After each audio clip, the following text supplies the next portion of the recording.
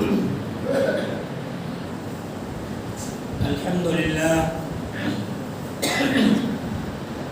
لله نحمده ونستعينه ونستغفره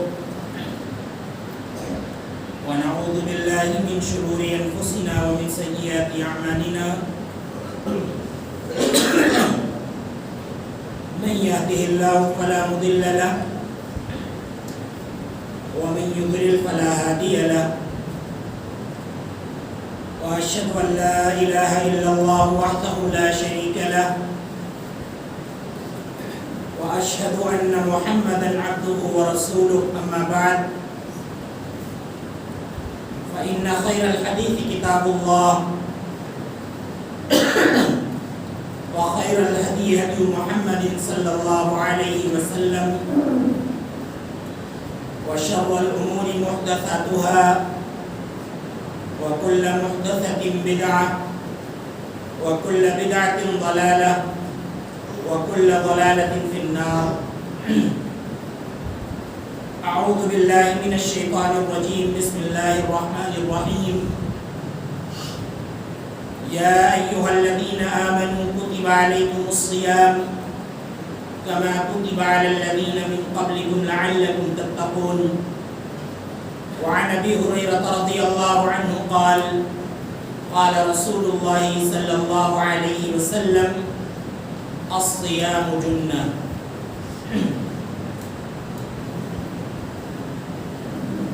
محترم اسلامی مدینی بھائیوں، رمضان المبارک کے ایام سے ہم گزر رہے ہیں. پچھلے خطبہ جمعہ میں آپ کے سامنے روزے کے بعد فضائل کا ذکر کیا جا چکا ہے. مناسب معلوم ہوتا ہے کہ روزے کے اور جو فضائل اللہ کے رسول صلی اللہ علیہ وسلم سے کئی ناحیے سے ثابت ہیں، ان کو آپ کے سامنے بیان کیا جائے، اور اس کے بعد روزے جیسی عظیم عبادت کے سلسلے میں سلف صالحین کے کیا اقوال ہیں ان کو آپ کے سامنے پیش کیا جائے. روزے کی اہمیت اور فضیلت کے لیے یہی کافی ہے کہ ہماری شریعت نے، شارع علیہ السلام نے، اللہ کے رسول صلی اللہ علیہ وسلم نے روزے کو شریعت کی چوتھی بنیاد قرار دیا ہے. جیسا کہ اللہ کے رسول صلی اللہ علیہ وسلم نے فرمایا کہ اسلام کی بنیاد 5 چیزوں پر رکھی گئی ہے. اللہ کے نبی صلی اللہ علیہ وسلم نے چوتھی جگہ پر روزے کو رکھا ہے، اور اس کے بعد آپ صلی اللہ علیہ وسلم نے فرمایا کہ 5واں نمبر حج کا آتا ہے. لہذا اسلام کی یہ بنیاد ہے. اگر کوئی روزہ یوں ہی جان بوجھ کر چھوڑتا ہے، اس کے پاس کوئی عذر نہیں ہے، کوئی معقول اس کے پاس بیماری نہیں ہے، تو وہ اسلام کی ایک بنیاد کو منہدم کر رہا ہے. اور اگر کوئی انسان بنیاد کو منہدم کر دے، کھوکھلا کر دے، پھر اس کے بعد چاہے جتنی شاندار عمارت کی تعمیر کرے، وہ عمارت کھوکھلی ہوگی، اس عمارت کا کوئی فائدہ نہیں ہے. اسی لیے اللہ کے رسول صلی اللہ علیہ وسلم نے فرمایا کہ اسلام کی جو بنیادیں ہیں، جن میں چوتھا نمبر روزے کا آتا ہے، لہذا اس بنیاد پر عمل کرنا اور اس کو عمل میں لانا یہ بہت ضروری ہے. اگر کوئی انسان نماز کی پابندی کرتا ہے اور روزے کو ہلکا سمجھ کر چھوڑ دیتا ہے، یا ایک نوجوان صحت مند انسان صرف اس وجہ سے روزہ چھوڑ دیتا ہے کہ شام تک ہم سے برداشت نہیں ہو پاتی ہے تھوڑی سی بھوک یا تھوڑی سی پیاس، تو ایسا شخص اسلام کی بنیاد کو منہدم کر رہا ہے، گرا رہا ہے، اور یہ بنیاد گرانے کی وجہ سے اللہ رب العالمین کے سخت عذاب میں وہ گرفتار ہوگا. اس لیے ہم کو روزے کی اہمیت کو سمجھنا چاہیے. آیت کریمہ ہم نے آپ کے سامنے تلاوت کی. اللہ رب العالمین اس میں فرماتا ہے کہ اے ایمان والوں، روزہ تم پر لکھ دیا گیا ہے، روزہ تم پر فرض کر دیا گیا ہے، جو پچھلی امتوں میں بھی کسی نہ کسی طرح فرض تھا۔ اللہ رب العالمین فرماتا ہے کہ اس کا مقصد یہ ہے لعلکم تتقون، تاکہ تم متقی بن جاؤ، پرہیزگار بن جاؤ، اللہ سے ڈرنے والے بن جاؤ اور اللہ کو پہچاننے والے بن جاؤ۔ اور احادیث کے اندر اللہ کے رسول صلی اللہ علیہ وسلم نے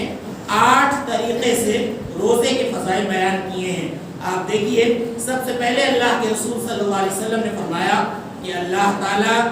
کہتا ہے کہ ابن آدم کی تمام نیکیوں کا ثواب اللہ رب العالمین 10 گنا کر دیتا ہے،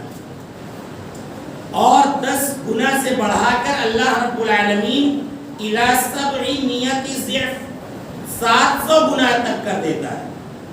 یہ نیکیوں کا معاملہ ہے اللہ رب العالمین کے ہاں، کہ ایک نیکی کا ثواب اللہ تعالیٰ 10 نیکیوں کے برابر عطا فرماتا ہے،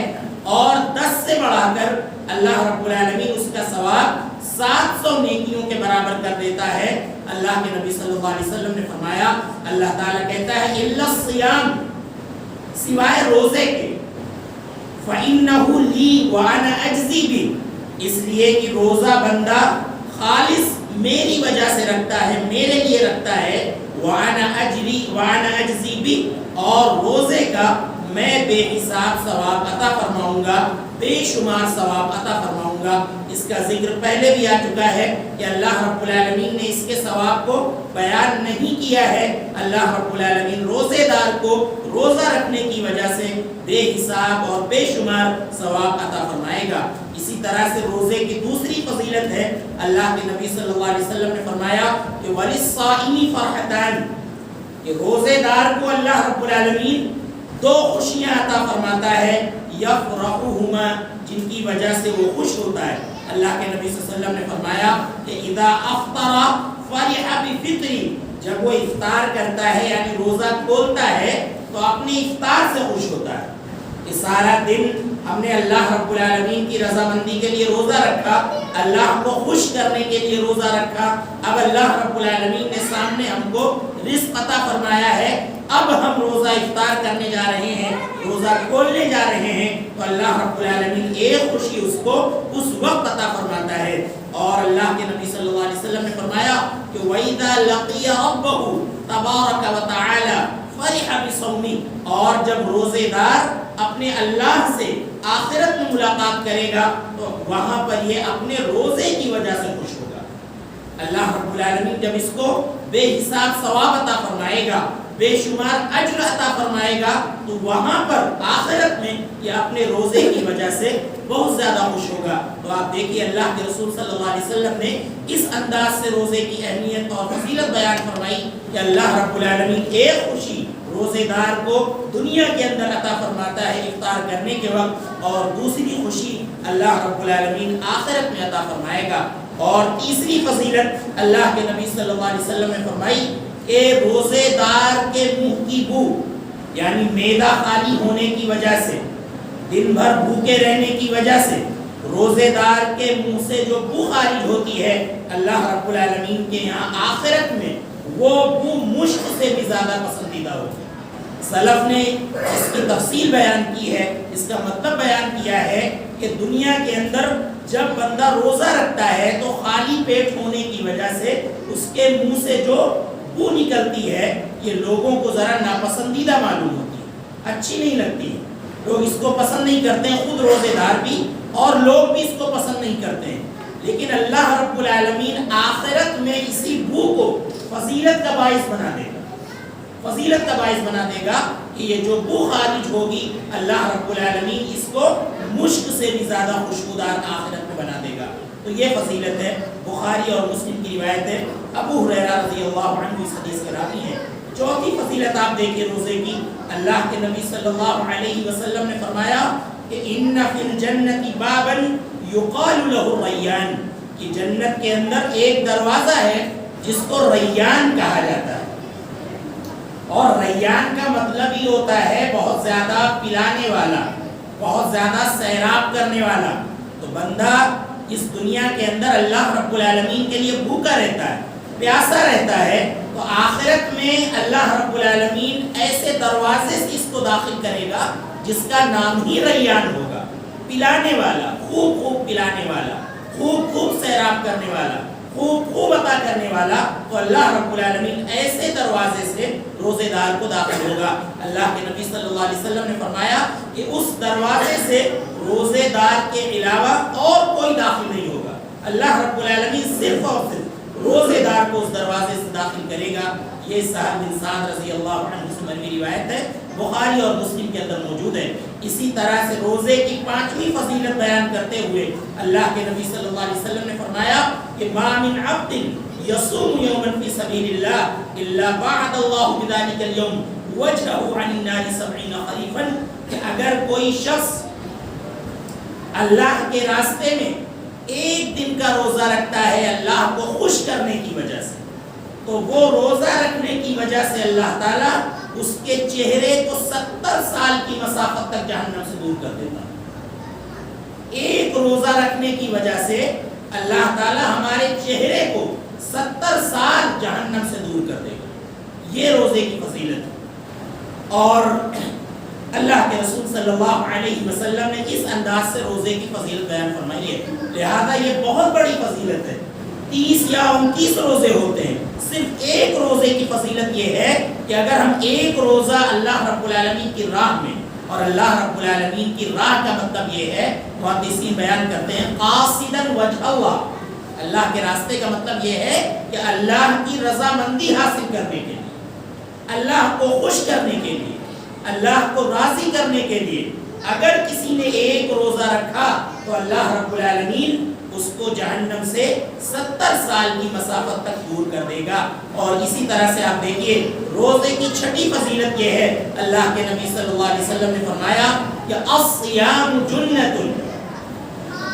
روزہ یہ ڈھال ہے۔ جس طرح سے ڈھال سے جنگ میں جو ہے مجاہد بچتا ہے، وار سے بچتا ہے، تلوار کے وار سے بچتا ہے، تیر کے وار سے بچتا ہے، اسی طرح اللہ کے نبی صلی اللہ علیہ وسلم نے فرمایا کہ روزے کا معاملہ ہے، اگر کوئی روزہ رکھ لیتا ہے اس دنیا کے اندر تو اللہ رب العالمین نے اس کو ایک ڈھال عطا کر دی ہے، اللہ رب العالمین اس کو جہنم کی آگ سے ضرور بچا لے۔ یہ روزے کی فضیلت ہے۔ اور اسی طرح آپ دیکھیے 7ویں فضیلت یہ ہے، اللہ کے نبی صلی اللہ علیہ وسلم نے فرمایا کہ روزہ یہ گناہوں کا کفارہ ہے، یعنی پچھلے جتنے بھی صغیرہ گناہ ہوتے ہیں اللہ رب العالمین روزہ رکھنے کی وجہ سے ان کو معاف فرما دیتا ہے۔ جیسا کہ مشہور حدیث ہے، اللہ کے نبی صلی اللہ علیہ وسلم نے فرمایا کہ من صام رمضان ایمانا واحتسابا غفر له ما تقدم من ذنبه، کہ جس نے رمضان المبارک کا قیام کیا ایمان کے ساتھ اور احتساب کے ساتھ، اللہ رب العالمین اس کے گزشتہ صغیرہ گناہوں کو معاف فرما دیتا ہے۔ اسی طرح اللہ کے نبی صلی اللہ علیہ وسلم نے ایک حدیث بیان فرمایا کہ روزہ اور قرآن یہ دونوں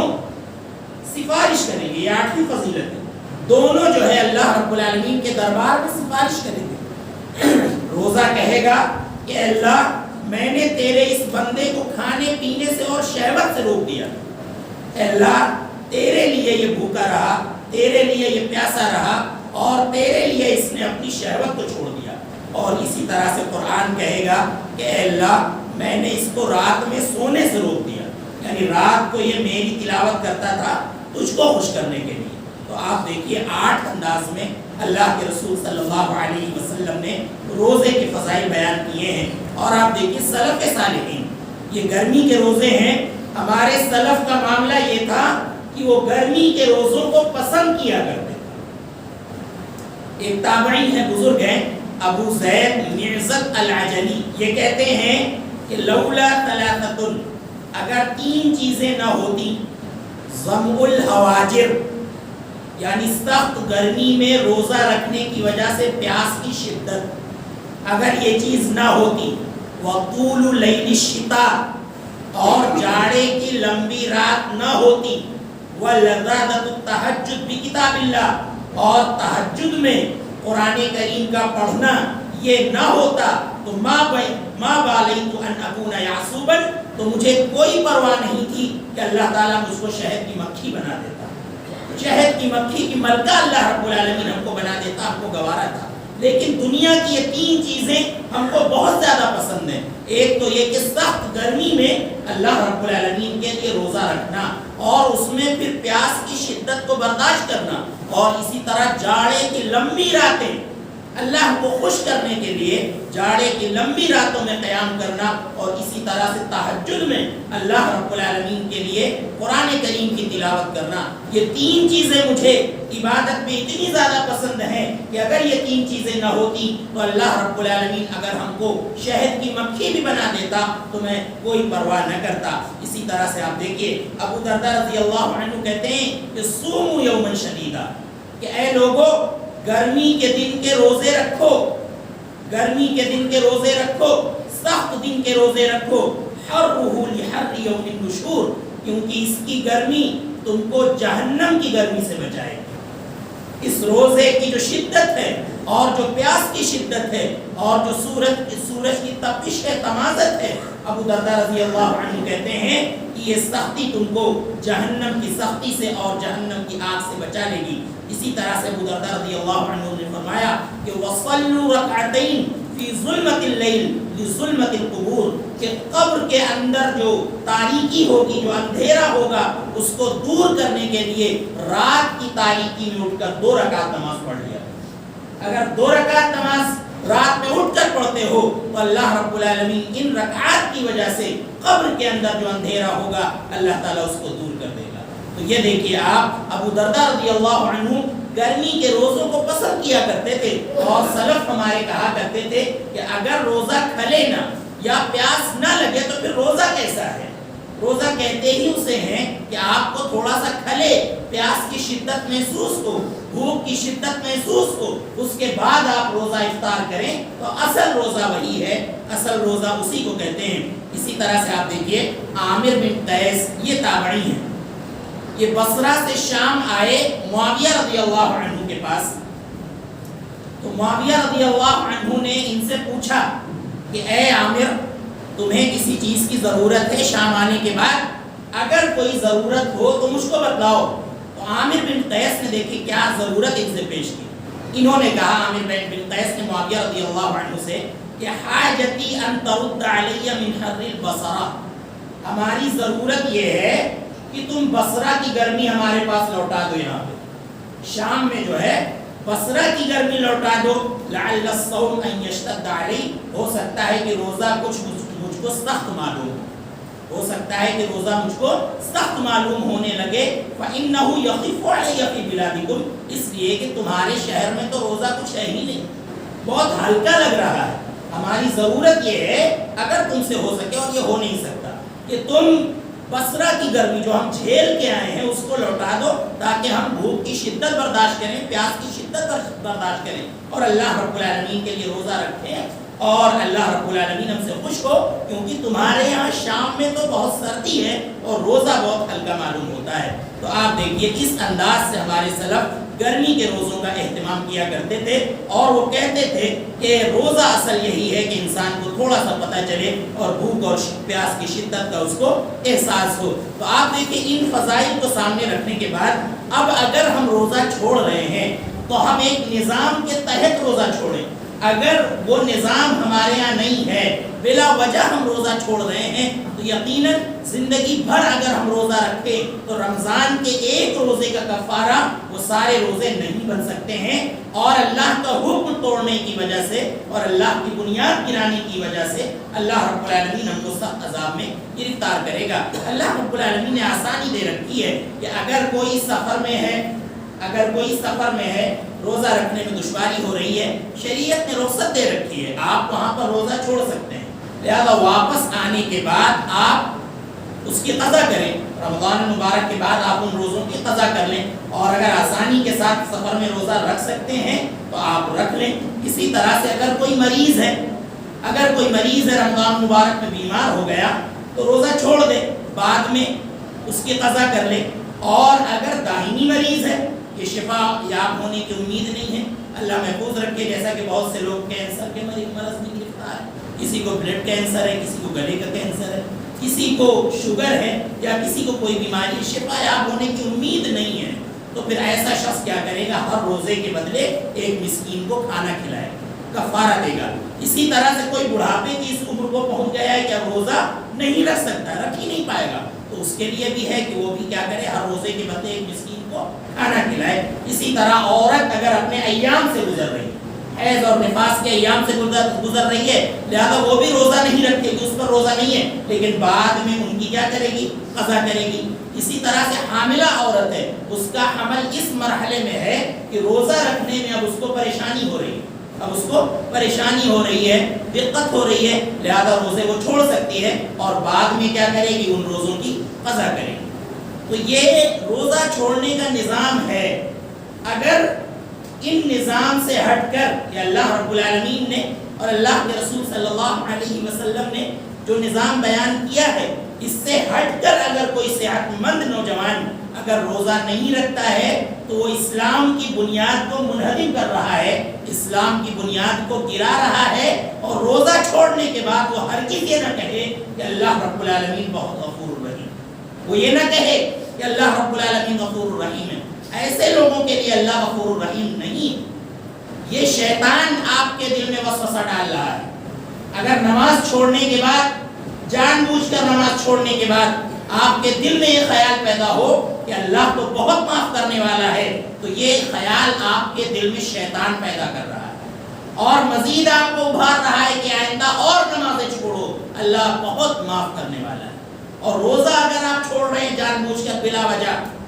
تو بھی آپ کو شیطان بہکا رہا ہے اور یہ وسوسہ ڈال رہا ہے کہ اللہ رب العالمین بہت غفور الرحیم ہے۔ لہذا ایسے لوگوں کو جاننا چاہیے کہ اللہ رب العالمین قرآن کریم کے اندر فرماتا ہے کہ نبی عبادی انی انا الغفور الرحیم، اے نبی صلی اللہ علیہ وسلم آپ میرے بندوں کو بتا دیجئے کہ میں غفور ہوں،